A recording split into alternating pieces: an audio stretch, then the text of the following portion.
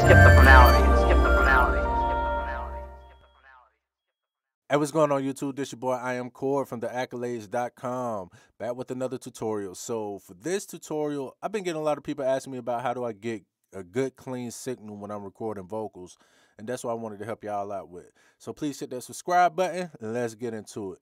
So the first thing I want to talk about is when people send me songs to listen to or to check out, I listen to them, and every now and then I hear a song where I can tell they're recording to the back of their microphone. So I want to explain what's the front and back of your microphone. The front of your microphone is wherever the logo or wording of the brand of the microphone is at. That is the front of your microphone. So I got some examples right here.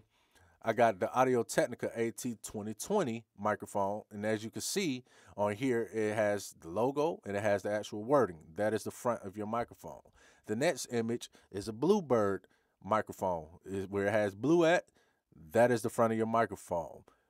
And last but not least, which is the microphone that I'm using, is the Neumann TLM 103 microphone. Where the logo is at, that is the front of your microphone. The next thing I want to talk about is reflection filters. When I first started tracking vocals in my room here, I had one of the SE Electronics reflection filters. And what they're supposed to do is eliminate any noise coming in from the sides and the back of your microphone. Even though with some microphones you can set the polarity pattern. And at the time I had a Rode NT2000 microphone and I had the polarity pattern set to cardioid. With the reflection filter, I was still capturing reflections bouncing off the sides of the walls and still being added to my signal.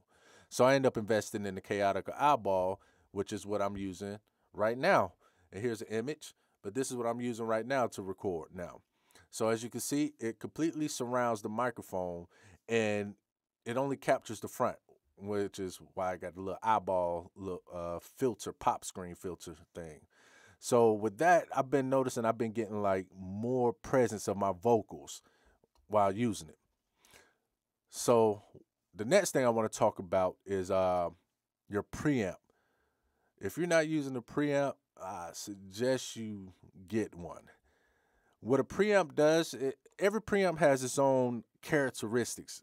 It adds coloration to your vocals. In this particular case, I'm using the UAD plugin, the UA610B plugin. It's emulated after the actual hardware. So this microphone, it kind of like adds presence, warmth, and more body to your vocals. So as you can see, I'm talking through it right now. So to explain this, every preamp has like kind of like the similar settings. So we're gonna start with the line and mic. When this is set to line, which you shouldn't be using, with line is for like guitars, bass instruments that you plug in directly into your interface, and you want to capture that signal, or a DI box that's connected to your interface. So the other two features right here, which is 500 and 2K, this is for your microphone. This is based off impedance. So you need to check your microphone's specs and figure out what's the impedance on it. And every microphone should have the specs for it. So usually 9 times out of 10, you can leave this at 500 and you'll be good. So the next thing I want to jump to is the input gain knob. What this does, it changes the tube level at the input stage. So with me, when I first initially turned on my microphone and I had it at unity gain, which is 0, my signal was still high. So I brought it down 10 dB, which is right here. If you need to go any further than 10 dB, like attenuate, if you go to the left, if you turn down, that's what attenuate means. When you add, that's going this way to 10. But if you need to attenuate more than 10 dB, like negative 10 dB, you can use this pad feature right here. What this does, it takes an extra negative 15 dB off your signal. So the next function of this preamp is the level knob. So this is used to add coloration to the gain of the tube.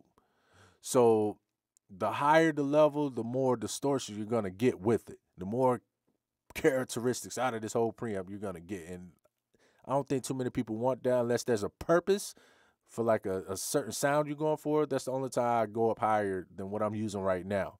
So if you take it all the way up to 10, it's going to add, I think, what, 61 dB to the actual signal of your vocals, and you don't need that. So yeah, just leave it like, just play around with it. So the next one is the output knob. So this adjusts the output signal without affecting the coloration. So once I get all my settings right and, I want to bring it up a little bit, I adjust it right here. The next section I want to talk about is the EQ section of the preamp. So this left side is the low frequency shelf EQ, and this right side is the high frequency shelf EQ. And as you can see right now, I'm boosting my high frequency shelf EQ by 1.5 dB at 4.5 kilohertz. And on the left side, I'm cutting 6 dB below my 70 hertz, below 70 hertz. So, it's all about, how you want it. It's personal preference.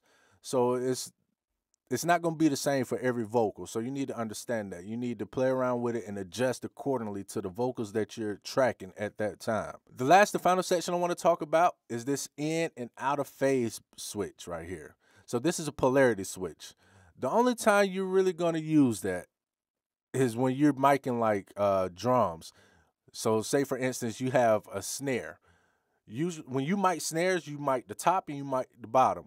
So in order to not cancel out the signal, you need to flip the polarity on one of the signals, on one of the mics. So that's what that feature is for. So the final thing is like on compressors.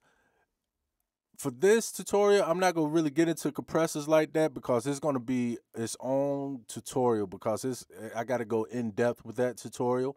But if you don't know how to use a compressor, then don't use it. If you're not the one that's going to be mixing, let whoever's going to be mixing the song add the compressor to your vocals.